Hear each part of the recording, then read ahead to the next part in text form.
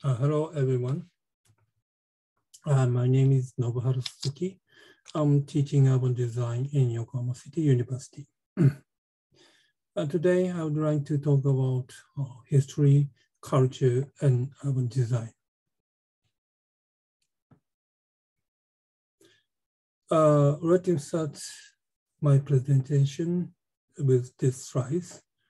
So the famous words from Louis Mumford, the author of The Culture of Cities. In this book, he said creativity and culture are the most fundamental aspect of the city. The creation, transmission, and preservation of culture are the most essential function of the city. So he's from New York City, and he taught in New York City University. So this city is a symbol of capitalism, and you can see countless skyscrapers. So this is a view of Broadway before COVID-19. And many people visit this place to experience the culture of New York. As you can see, New York City is a global center of economic and cultural activity. But while there have been a great deal of real estate investment, there are also many historic buildings that have been preserved. In New York, about 150 historic districts designated, and more than 1,500 landmarks designated by Landmark Preservation Committee.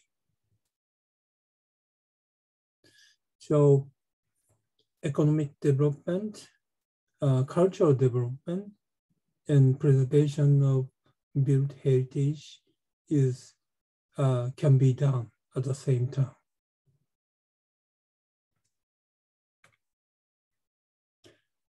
How are the art and culture positioned in the 17 goals and 169 targets of the SDGs? Art and culture are included in the 4 goals, Goal 4, Goal 8, Goal 11, and Goal 16.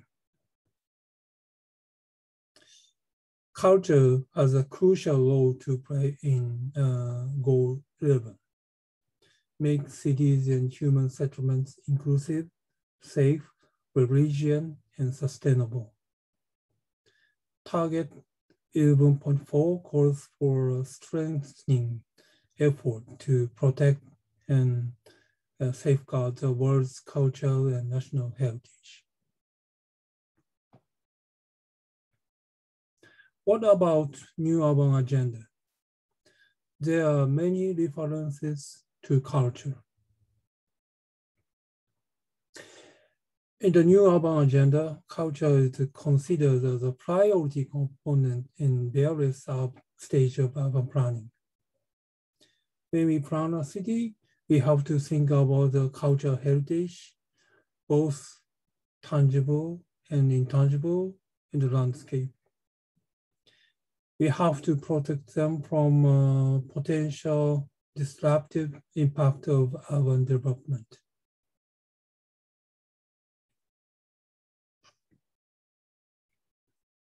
This is the pictures of Georgetown in Penang. As you know, Georgetown is registered as a World Cultural Heritage Site, and its shop houses are the world famous. In registering it as a World Heritage Site, one of the outstanding universal values is a multicultural trading town. Ho Chi Minh City also has many historical buildings, monuments, and new urban attractions. It is a source of pride for its citizens and an important international tourism resource. In Thailand, temples and ruins have been preserved since the old times.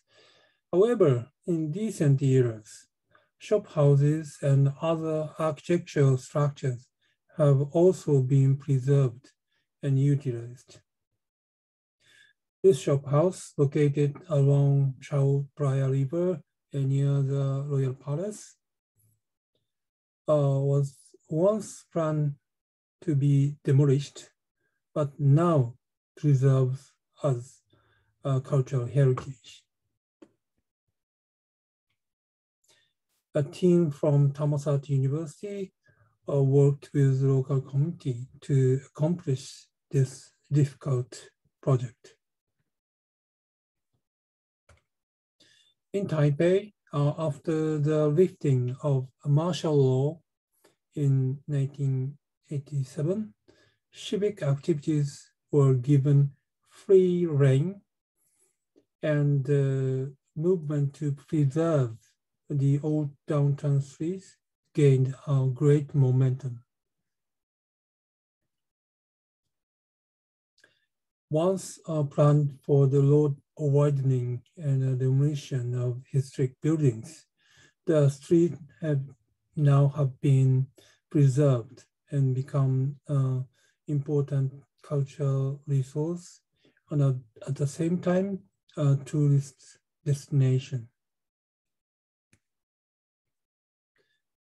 Even today, the nonprofit organizations continues to work diligently to preserve not only the townscape, but also the intangible heritage such as history and festivals.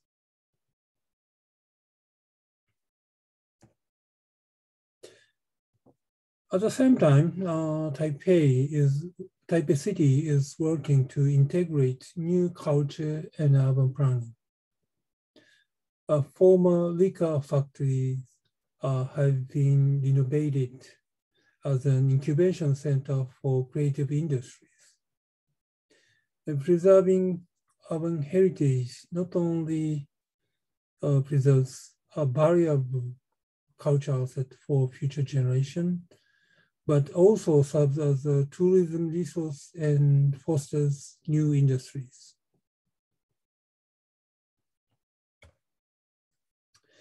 From now on, let's talk about the history of historical environment conservation in Japan.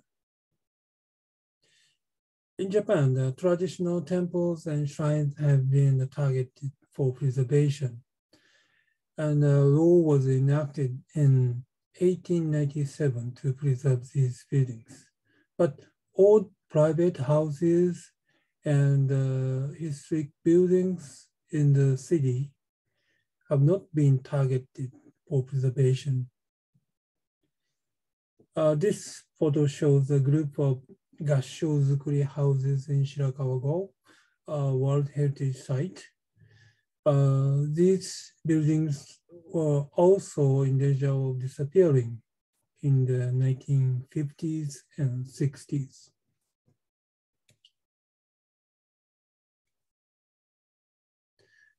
This photo is Tsumago-juku, a small inn town on the Nakasendo Highway. During the Edo period, many people came and went along this road. However, Japan entered a period of rapid economic growth in 1950s, 60s, 70s. There was a huge population influx to metropolitan area, and many people left these small towns. Vacant houses increased, and the town themselves were in danger of disappearing. Therefore, the local residents started a movement to preserve these old buildings. It was not a large citizens movement, but there were many small grassroots efforts that spread throughout the country and eventually influenced the national policies. In 1975, the law for the protection of cultural properties was revised, and the preservation district for group of traditional buildings was recognized as a new category of cultural properties. This was the beginning of so-called historic districts.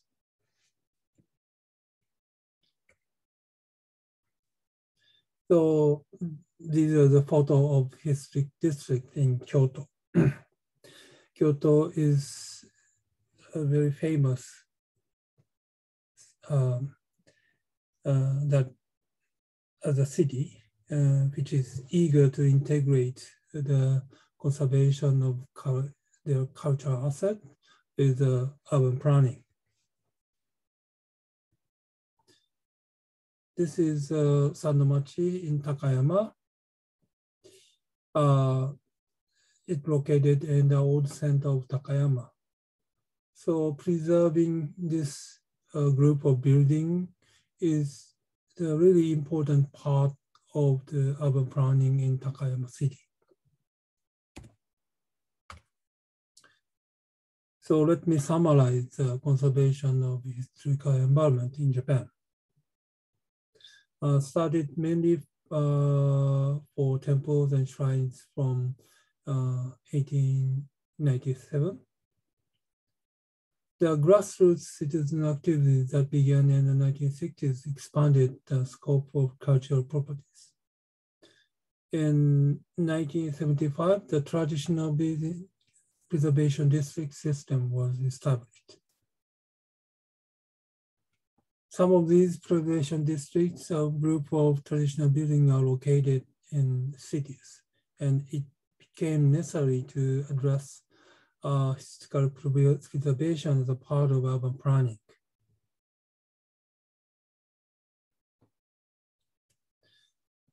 Okay, from now on, I would like to talk about the case of Yokohama. Probably some of you do not know much about Yokohama. So Yokohama has a population of 3.7 million, the largest municipality in Japan. Tokyo is not a city. Tokyo is a metropolitan government. So it has a different status.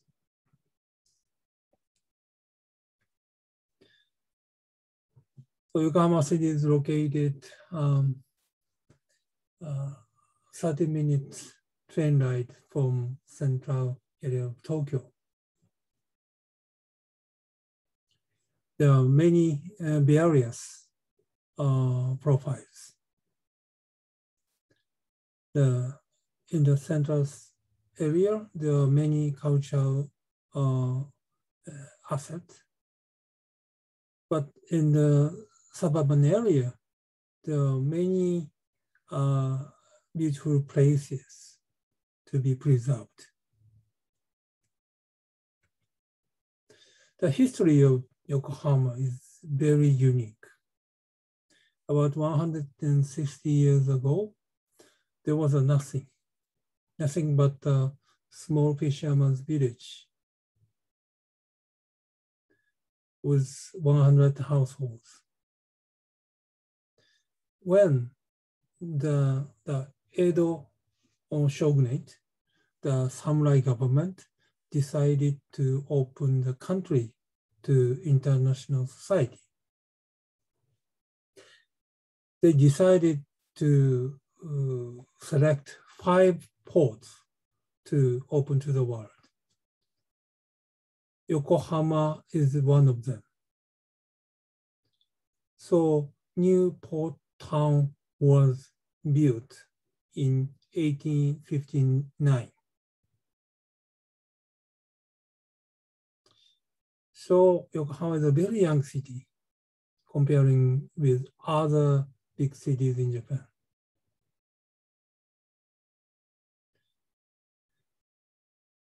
Although the history itself is very short, but there was 2 big tragedies.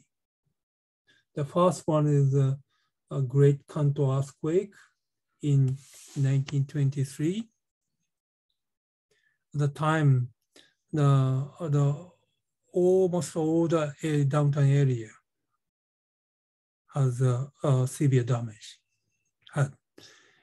In 1945, there was a big air raid. I mean, the bombing. So at the time, the central business district was totally damaged. After the end of World War II, the central business district was occupied by US Army. So reconstruction project could not be started while other cities started their reconstruction project and finished those projects around the middle of 1950s. So delay of reconstruction of downtown area of Yokohama is a huge task for Yokohama City.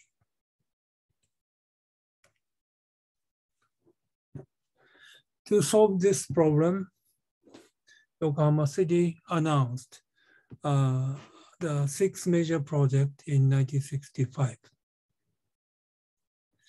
First one is the urban center rehabilitation here. The second one is a new town development in the north. Third one is the land reclamation project in the south. Fourth one is a subway construction, a red line.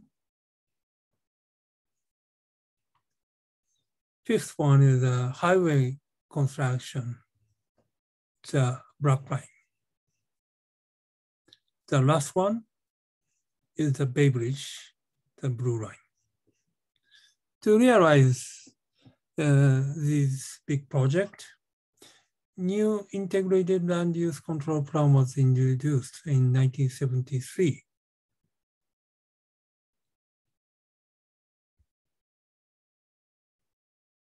From now on, I would like to talk about the urban center rehabilitation project. So this red dot shows the old downtown, but it was occupied by US Army. So many people started to construct a new building, office building around Yokohama Station. But in between, there was a shipbuilding yard and ferry terminal and railway yard. So there's 2 urban centers. So it is not functional. So the Yokohama City government decided to redevelop this area in between to make the integrated urban center.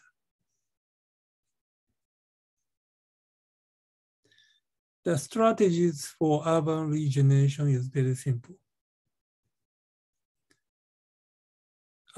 Making two separated urban center into one integrated urban center, making the open spaces, waterfront spaces, open to public. That is a very simple vision. This is the aerial photo of 1965. You can see Old Town here, an old port facility, shipbuilding yard, old port facility, and railway yard. New downtown area around Yokohama Station is around here. This is an aerial photo of 2008. You can see new port area. The old port facility moved to the new area. So this is the old downtown area and downtown around Yokohama Station. In between, this redevelopment area, which is called Minato Mirai 21. So to realize this urban center regeneration, new project was started at the beginning of 1970s. That is urban design. This is the urban design principle announced at the beginning of 1970s. Among the 7 principles, the cultural issues described in item 3. To value the cultural and historical properties in the area is the purpose of urban design in Yokohama. Based on the principles, the conservation project of cultural heritage started in 1980s. In 1984, a plan for conservation of historic environment was announced. And in 1988, guideline for urban design with a touch of history was announced. Then after that, there were many conservation projects as an urban design. This is a case of Yamate district. This area used to be the foreign settlement. Before 1900, only the foreign people are allowed to live in this area. So there used to be many Western style residential houses, residential buildings. In this area, many modern style residential building were preserved as cultural heritage. And also the urban design office tried to conserve the view to the port, the open spaces, the building foundation that was destroyed by Great Kanto earthquake, or the stone walls, and other things. So this is something like the integrated conservation project. Not only a single monument or single historic buildings, conservation of the whole area.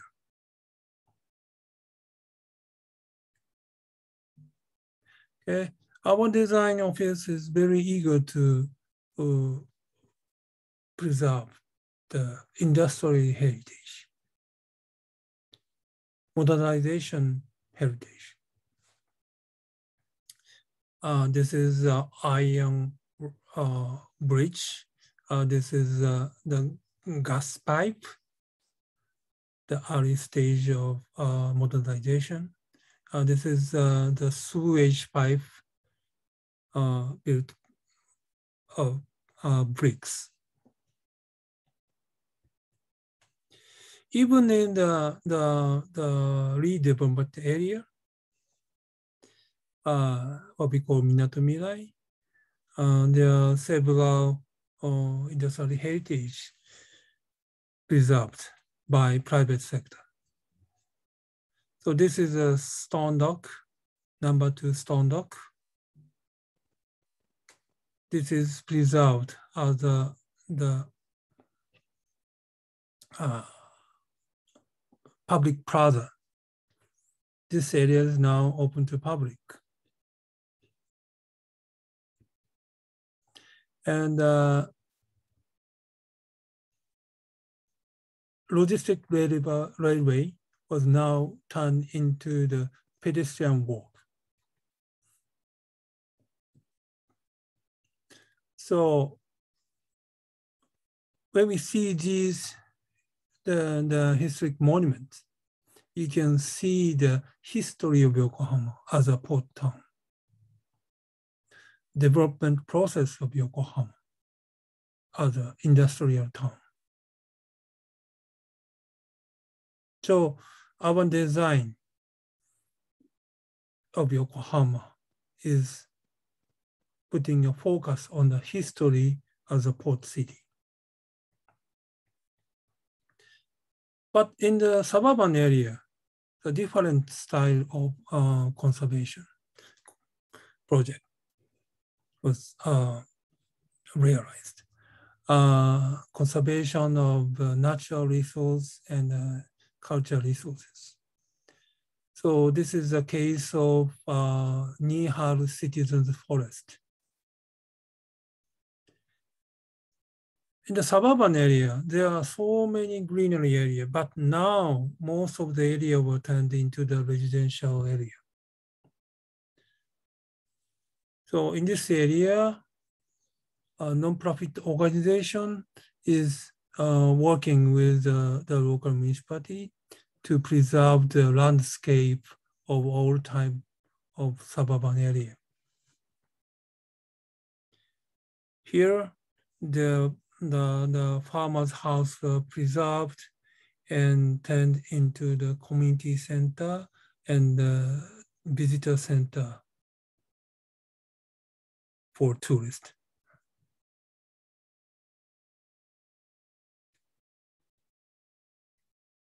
Okay, so urban design and conservation of cultural heritage Yokohama starts from 1980s and started from the conservation of single buildings and monuments, but gradually conservation of cultural heritage as a part of urban design was realized. In 1990s, emphasis on context is the main issue of urban design. Integrated urban conservation is one of the very important part of urban design in Yokohama. Okay. From now on, I would like to talk about the Creative City project in Yokohama. Okay. From the 2004, Yokohama City started the new project that is called Creative City Project. It is an urban regeneration project for the regeneration of old downtown by promotion of art and culture. So objective of a creative city plan is realizing a creative environment where artists and creators want to live. The second objective is stimulating the economy by fostering a cluster of creative industries. Third one is making good use of attractive resources in the community, including street buildings and waterfront spaces.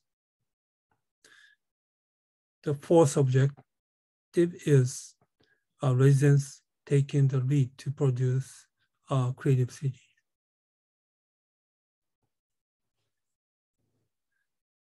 To realize this plan, 6 projects were selected.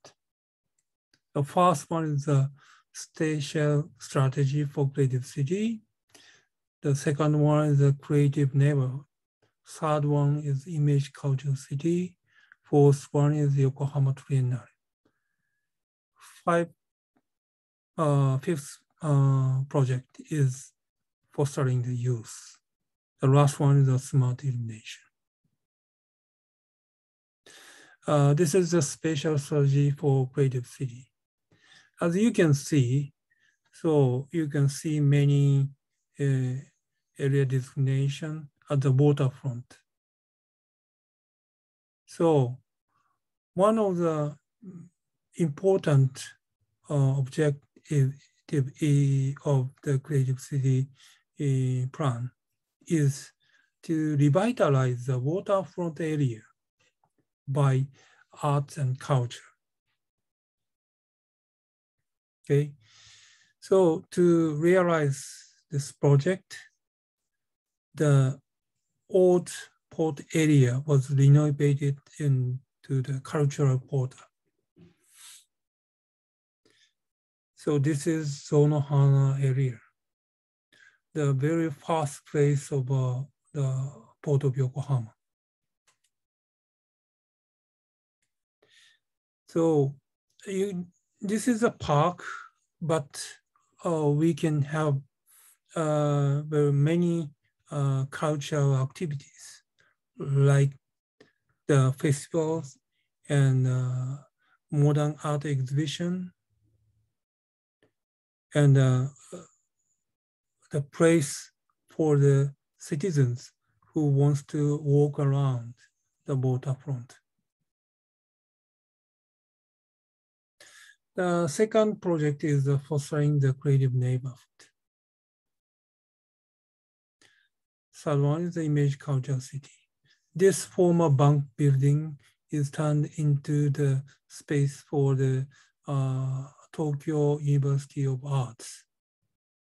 So this is now used as a graduate school for the filmmakers. Okay. Fourth one is the Yokohama Triennale. Fostering youth. Okay. In this project, many young artists visited the elementary school to give the good experience for the arts to the pupils of the elementary school. I guess it's a really nice project. The sixth project is a smart illumination. Unfortunately, this project was stopped due to the lack of budget. But new technology were introduced to make a new waterfront scene during the night. So future of creative city plan is described like this. It is actually a very trans-sectoral urban policy.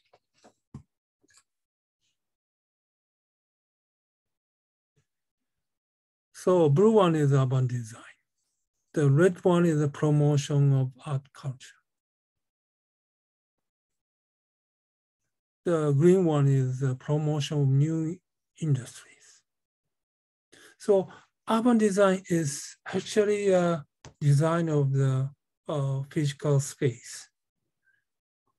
But really important issue is what kind of human activities can be seen. How to realize the human scale spaces. This is not the